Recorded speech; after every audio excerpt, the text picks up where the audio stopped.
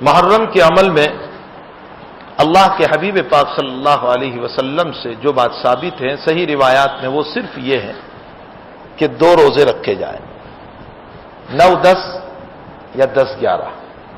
اللہ کے حبیب نے یہی فرمایا ہے۔ اس کے علاوہ ابتدا میں جب آقا صلی اللہ علیہ وسلم مدینہ شریف تشریف لائے تو آپ نے یہودیوں کو دیکھا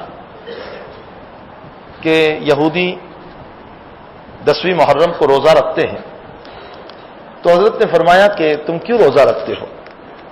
انہوں نے کہا کہ ہمارے نبی موسیٰ علیہ الصلوۃ والسلام کو اللہ نے 10ویں محرم کو فرعون کو دبا کر نجات دی تھی، تو ہم اس شکر میں روزہ رکھتے ہیں۔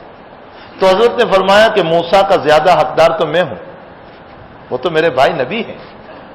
حضرت نے فرمایا آئندہ سال سے ہم بھی رکھیں گے 10ویں محرم کا روزہ، لیکن یہ ایک رکھتے ہیں، ہم 2 رکھیں گے، اس لیے کہ اللہ کے حبیب پاک صلی اللہ علیہ وسلم نے فرمایا ہمیں ان کی مخالفت کا حکم دیا گیا۔ اب چونکہ نبی علیہ الصلوۃ والسلام سے دونوں طرح ثابت ہیں، اس لیے علماء نے فرمایا کہ 9-10 یا 10-11 یہ 2 روزے رکھے جائیں، یہ مسنون ہے۔ اور پھر عجیب ہے کہ رمضان فرض ہونے سے پہلے یہی روزہ فرض تھا، ابتدا اسلام میں یہ روزہ فرض تھا، جب رمضان آیا تو پھر اس روزے کی فرضیت ختم ہوئی اور مسنونیت آئی، یعنی اس کو سنت رکھا گیا۔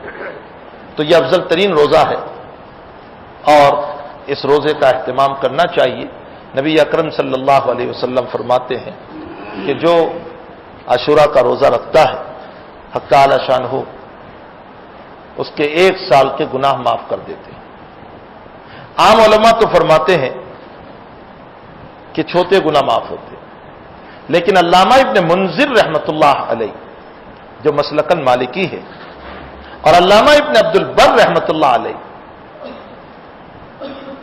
جو مسلکن مالکی ہے اور شافعیہ میں سے صاحب الذخائر علیہ الرحمہ یہ فرماتے ہیں کہ بڑے گناہ بھی معاف ہو جاتے ہیں، کبیرہ بھی معاف ہوتے ہیں۔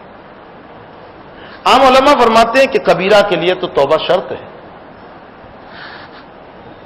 یہ اکابر یوں فرماتے ہیں کہ کیا بعید ہے کہ ایک انسان انتہائی جذبات کے ساتھ روزہ رکھ لے اور کوئی عمل کر لے، تو دنیا میں جب کوئی کسی کی فرما برداری بہت کرتا ہے تو دل میں رحم آ کر سبھی کو معاف کر دیتا ہے، اللہ بڑے گناہوں کو بھی معاف کر دے تو اس میں کیا دوری ہو سکتی؟ بہرحال عام ضابطہ تو یہی ہے کہ بھئی صغائر معاف ہوتے ہیں، کبائر معاف نہیں ہوتے، لیکن یہ اس کی فضیلت ہے۔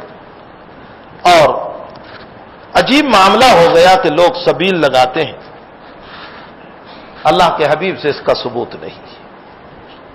ہم وہی کریں گے جو میرے آقا نے کیا، جو میرے نبی نے کیا۔ اللہ کے حبیب پاک صلی اللہ تعالی علیہ وسلم سے سبیل لگانے کا اگر آپ کو بہت شوق ہے تو آپ حضرت حسین رضی اللہ تعالیٰ عنہ کے نام پر اتنے پیسوں کو غریبوں میں تقسیم کیجیے، اتنے پیسوں کو بیواؤں کا اناج بھر دیجیے، ان کی زندگی کی کفالت کر لیجیے۔ اگر بہت شوق ہے تو یہ کام کیجیے، لیکن اور چونکہ یہ اللہ کے نبی سے ایصال ثواب ثابت ہے، آقا صلی اللہ علیہ وسلم سے کسی کو ایصال ثواب کرنا یہ تو ثابت ہے مالی لائن سے بھی، تو یہ کام کیجیے۔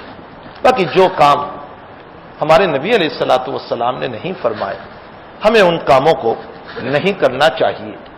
دوسری بات، بہت سارے لوگ یہ دلیل پیش کرتے ہیں کہ حضرت حسین رضی اللہ تعالی عنہ اس دن شہید ہوئے اور پانی نہیں ملا اور بغیر پانی کے شہید کر دیے گئے، تو ہمیں چاہیے کہ ہم اس کے بدلے میں پانی پلائیں۔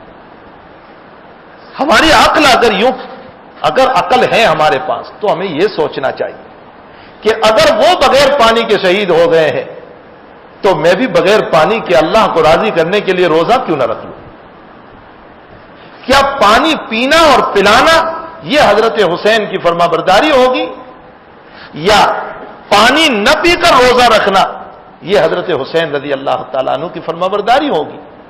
تھوڑی سی عقل بھی جس کے پاس ہوگی وہ یقیناً یہ سوچے گا کہ حضرت حسین رضی اللہ تعالیٰ عنہ نے جس طرح پر جان دی ہے کہ حضرت حسین نے حق کو بلند کیا لیکن ظلم کے سامنے اپنے آپ کو جھکایا نہیں.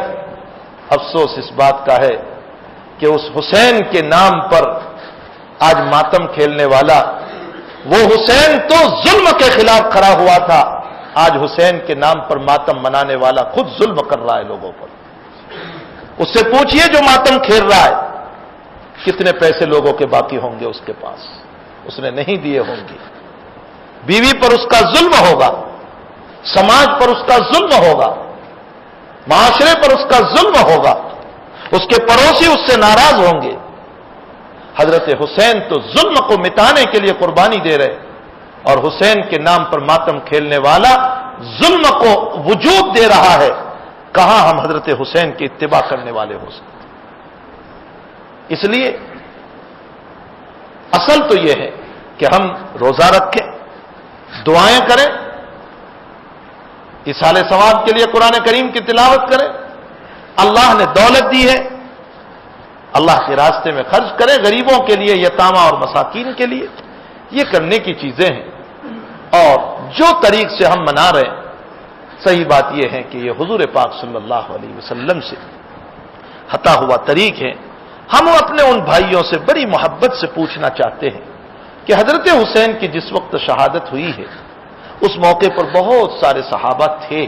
عبداللہ ابن عباس تھے رضی اللہ تعالیٰ عنہ، عبداللہ ابن عمر تھے، عبداللہ ابن عمرو ابن العاص تھے، عبداللہ ابن زبیر تھے، حضرت اور بھی بہت سارے اکابر اس وقت موجود تھے. آخر ان صحابہ کرام میں سے کسی صحابی نے تو یہ کام کیا ہوتا جو ہم اس وقت کر رہے ہیں. اپنے ضمیر سے پوچھو. اللہ کے نبی فرماتے کسی مفتی کو فتویٰ پوچھنے سے پہلے سب سے بڑا مفتی تمہارا دل ہے، اس سے پوچھو. ہم جب بھی کوئی کام کرتے ہیں نا تو جذبات تو ہمارے کہتے ہیں کہ کر لو، لیکن اندر کا دل منع کرتا ہے کہ مت کر. آپ تجربہ کر لینا. ہم کسی سے نہ پوچھیں، اپنے دل سے پوچھیں. اور عجیب ہیں ہمارے وہ بھائی جن سے ہم بڑی محبت سے کہنا چاہتے ہیں کہ یہ حسین رضی اللہ تعالیٰ عنہ نے تو اپنے نانا کی شریعت کو آباد کرنے کے لیے ایک نیزے پر اپنی گردن کو رکھوا دیا، اور اس کے خون سے کربلا کا میدان رنگین ہو گیا. لیکن زندگی کی نماز اس کی نہیں گئی، اور میرا بھائی ماتم کھیلتے ہوئے ظہر بھی نہیں پڑھ رہا ہے، عصر بھی نہیں پڑھ رہا ہے، مغرب بھی نہیں پڑھ رہا ہے، عشاء بھی نہیں پڑھ رہا ہے، فجر بھی نہیں پڑھ رہا ہے. اور صرف یہ نہیں پڑھ رہا ہے، جتنے لوگ دیکھ رہے ہیں ان کی نمازوں کے چھروانے کا ذریعہ بھی بن رہا ہے. کیا ہم حضرت حسین کے طریق کو منا رہے ہیں یا حضرت حسین کے طریق کو مٹا رہے ہیں؟ ہمیں چاہیے کہ ہم حق کے جھنڈے کو بلند کرنے والے بنیں، باطل کے جھنڈے کو نہ اٹھائیں. یہ باطل کا جھنڈا ہے جو اٹھایا جا رہا ہے، حضرت حسین کا یہ جھنڈا نہیں ہے. حضرت حسین کا جھنڈا تو یہ ہے کہ ہم دعوت کے جھنڈے کو لے کر چلنے والے بنیں، نمازوں کی تلقین کرنے والے بنیں، ظلم کے خلاف اپنی جان کو دینے والے بنیں، حق کی بات کو بیان کرنے والے بنیں.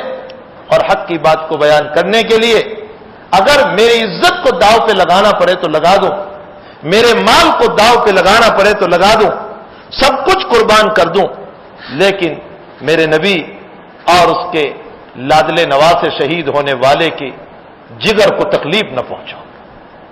اگر یہ بات سمجھ میں آتی ہے تو حقیقت حال یہ ہے کہ ہم صحیح طور پر حضرت حسین رضی اللہ تعالیٰ عنہ کے چاہنے والے ہوں گے. اور اگر یہ بات ہماری سمجھ میں نہیں آئی تو یقین جانیے کہ ہم نے الفاظ حسین تو بولے ہیں، لیکن قلب سے ہم گویا کہ حضرت حسین کے طریقوں سے نفرت کر رہے ہیں. اللہ تعالیٰ ہم تمام کو حضرت حسین نے جس دین کے لیے قربانی دی ہے اس دین کو آباد کرنے کی فکریں نصیب فرمائے.